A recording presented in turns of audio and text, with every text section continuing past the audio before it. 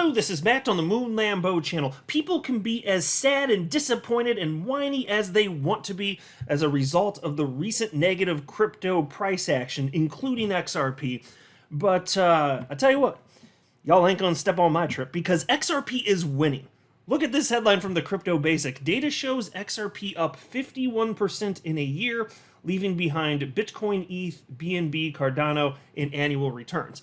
And in fact, XRP is the top performing cryptocurrency in the top 10 year to date. That's right, XRP is the top performer. So say what you will about the recent pullbacks, this or that, XRP is winning. It just is. And on top of that, if you are curious as to what has happened in the past, because I'm always curious as to historical markers, what has happened during previous market cycles. Well, here's a headline from the Daily Huddle. Bitcoin price action mirrors moves that preceded parabolic surge in 2020. And they're talking about credible crypto, one of my favorite chart analysts personally. For those of you that were around in 2020, you may remember what the sentiment was, including in the XRP community. For XRP in particular, it was just moving sideways, and it may have been roughly, call it August, September, October, somewhere thereabout anyway. There was just a number of months where it was basically in the lower to maybe mid 20-something cent range. People thought it was never going to go, and then one day, it was kind of like snap of a finger, and it was like, psh, off to the races, and it ended up ramping up to 80 cents in short order. Things happen fast in crypto, and markets wear people down because most of what it is to be investing in crypto is downward or sideways price action. It eats people alive. And that's why some people probably shouldn't pay attention to this stuff on a daily basis. But for someone like me, and I'm assuming you, if you regularly follow crypto news, then you're probably impervious to this too. The day-to-day, volatility, maybe it's not going to harm you emotionally as much as the typical lemming retail speculator. To me, I'm just so interested, and I got skin in the game, and the downward swings, for reasons I've been articulating recently, I don't want to get into again, they don't bother me. I just expect them. It's part of what it is to be here. But we're pretty far along at this point, honestly. And Bitcoin's oversold. Bitcoin leads the market. So what do you think happens next? And by the way, actually, there's this headline too. I'm going to just touch on this one towards the end of the video from the Daily Huddle. Crypto analyst says altcoin history will likely repeat itself despite recession fears. And they go on to note that historically, this particular time in a market cycle is the best time to be purchasing altcoins. That's this particular analyst's perspective. It's the time of basically maximum fear, but really, if anything, as he said in this article, I'll show you just again towards the end of the video, it's the zone of maximum opportunity. But before going any further, I do want to be clear, I do not have a financial background of any kind. I am not offering financial advice, and you definitely should not buy or sell anything because of anything I say or write. I'm just an enthusiast who enjoys making YouTube videos about crypto-related topics, but just as a hobby and just for fun. As I record this, XRP's at 52 cents and Bitcoin's at $26,122. So things have been down a bit, obviously, since the major capitulation on Thursday of just this past week. But XRP, although it was performing worse than any other top 10 crypto, it snapped back pretty damn well. To the point where even just the other day, I made a video where I was highlighting this. It was pretty much in the same place as Bitcoin in terms of recovery, and even now it's not that far off.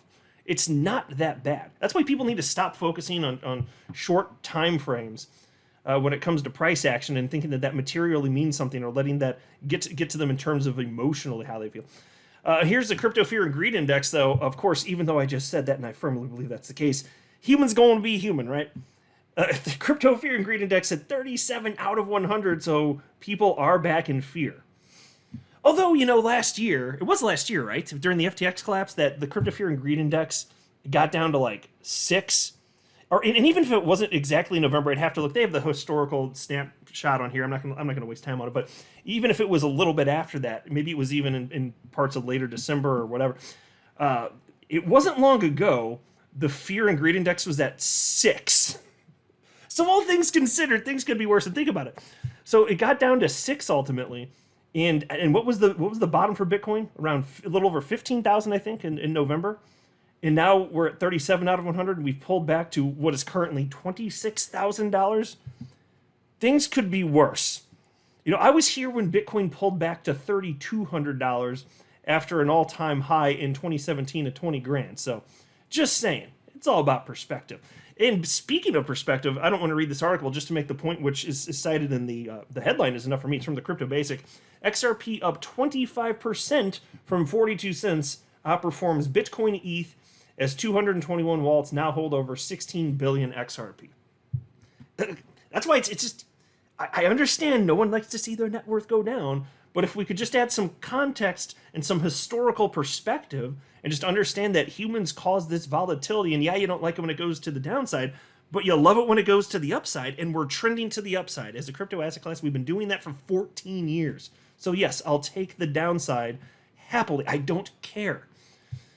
So then there was this about XRP data showing up 51%, and that's about right. At the time I'm recording this, it would have been slightly different than they looked, but they're talking about a 1 year. So right now it's 52.38% according to Live Coin Watch.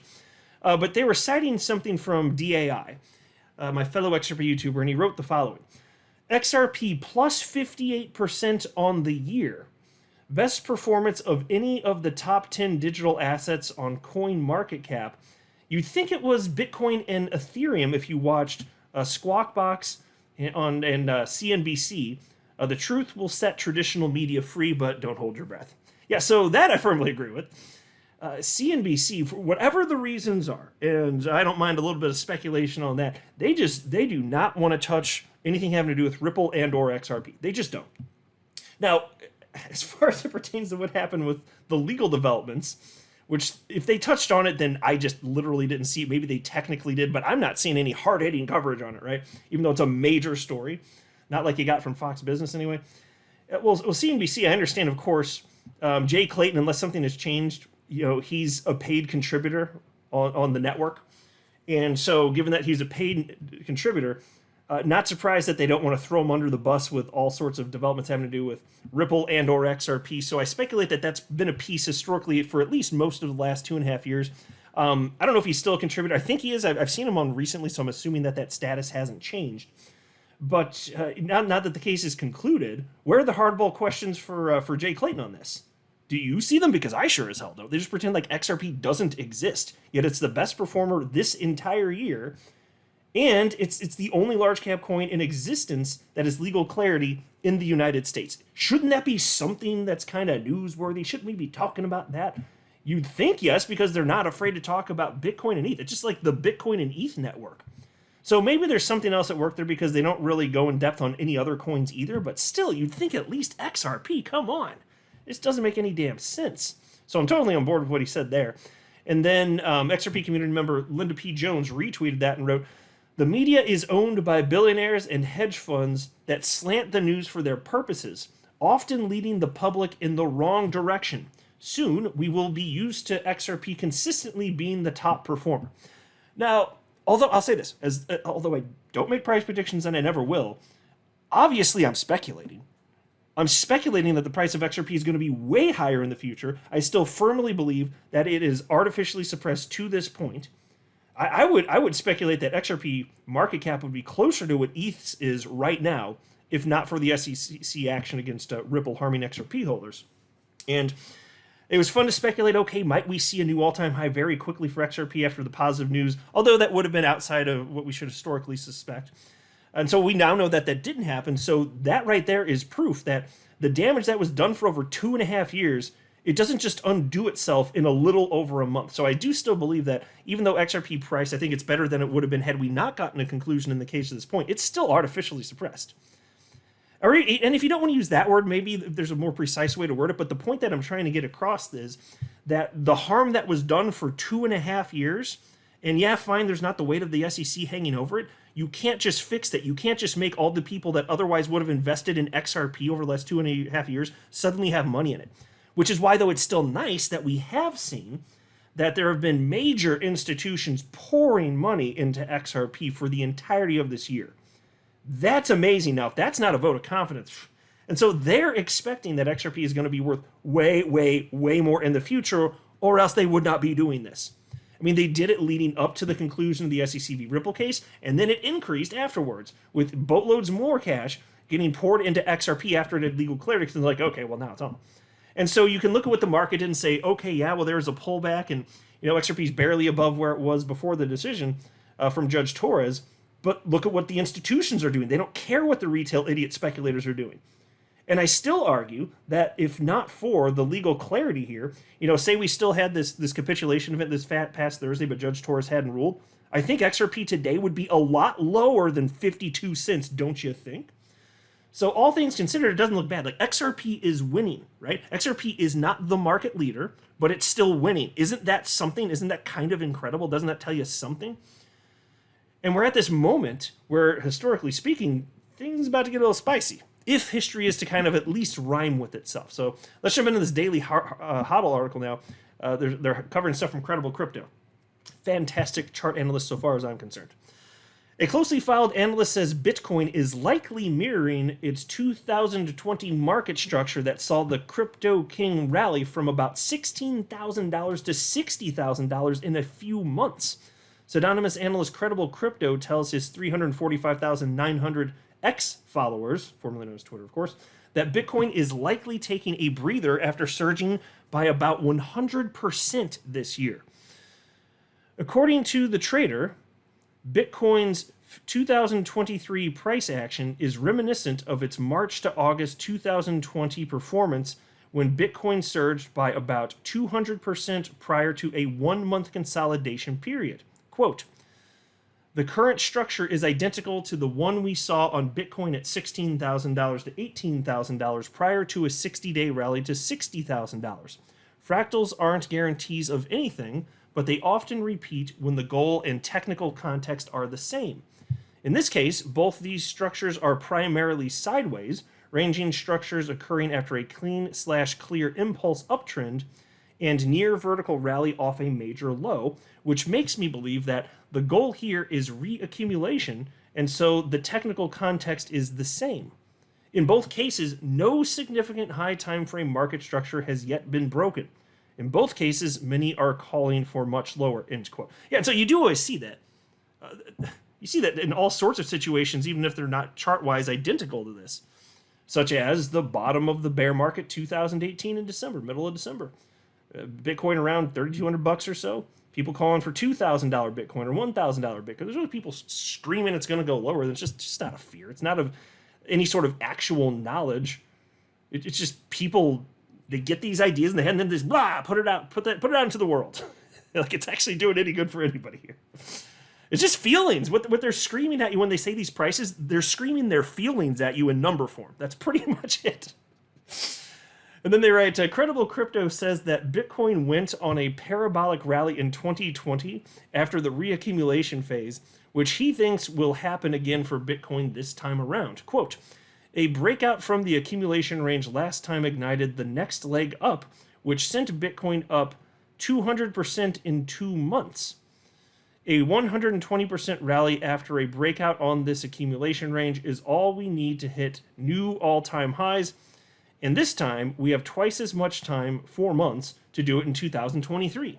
So do I still think we make new all-time high this year for Bitcoin? Absolutely, end quote. Okay, so he's still sticking with his very bold prediction that Bitcoin this year will hit a new all-time high.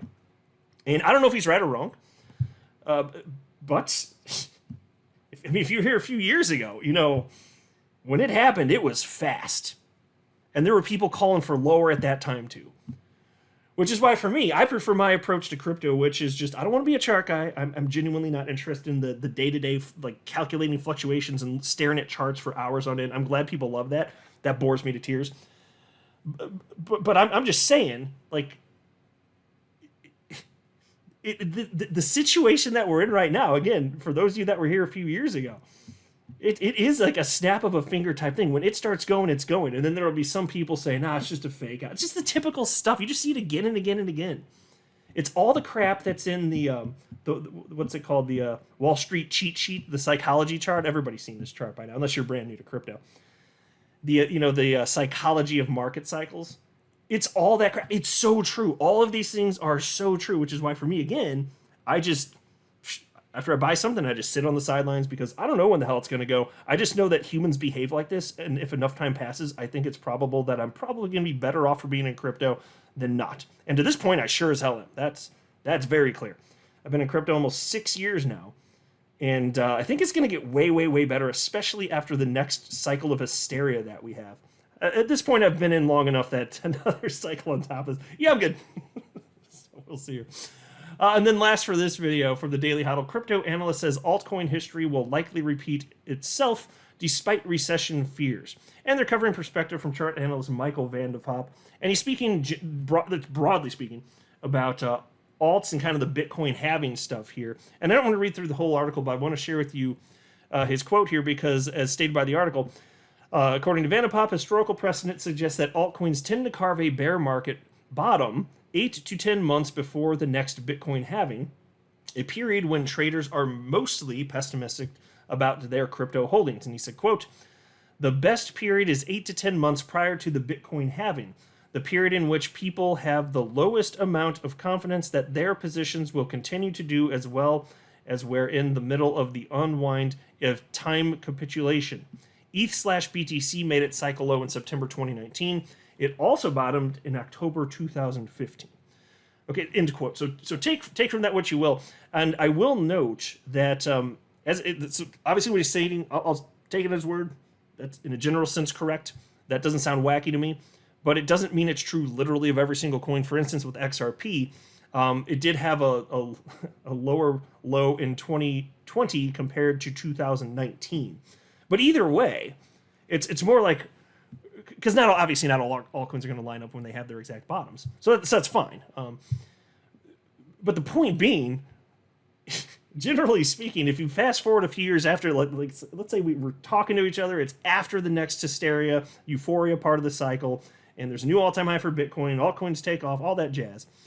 When you look back, what he's arguing here is that this is the time when things were the most cheap before things took off. That's basically, in a nutshell, the argument that's being made here. And so the prices we have now, and we'll see if history rhymes with itself or roughly repeats, at some point, just let enough time pass. But if so, people are going to be looking back at this general moment in time and saying, I really wish I had bought more then.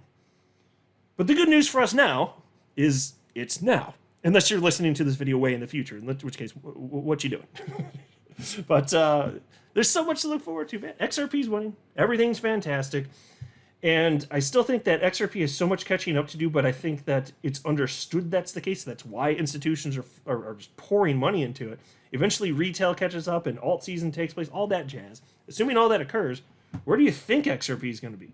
And again, I don't make price predictions, but it's just, I can't imagine there not at some point being a new all-time high for XRP and entering price discovery. I've been saying that, ever since XRP hit its all-time high in early 2018. I still believe it. And it's just, we'll see, because either it goes to zero or that happens. So I think all this price action in between, it'll end up just not mattering, because it's binary as far as I'm concerned. It goes to zero or we have a new all-time high in enterprise discovery. It can't stay here forever.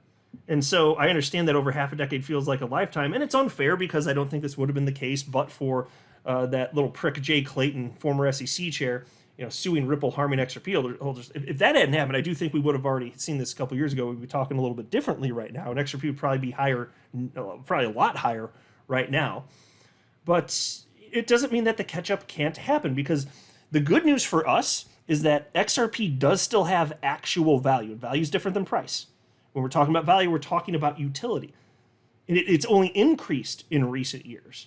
And so I do think that eventually humans sufficiently recognize that, and then price catches up with value. So that's going to be true regardless. So even if there's a setback, and there was because of the SEC, I still think that the opportunity is very obviously there. And I'll not be capitulating. I'm also glad that I've diversified, though. I'm not a maximalist of XRP or any coin, and I don't think that makes any sense either. I'm not a financial advisor. You should not buy or sell anything because if anything I say are right, that would be a very, very, very bad idea. Until next time, to the moon, Lambo.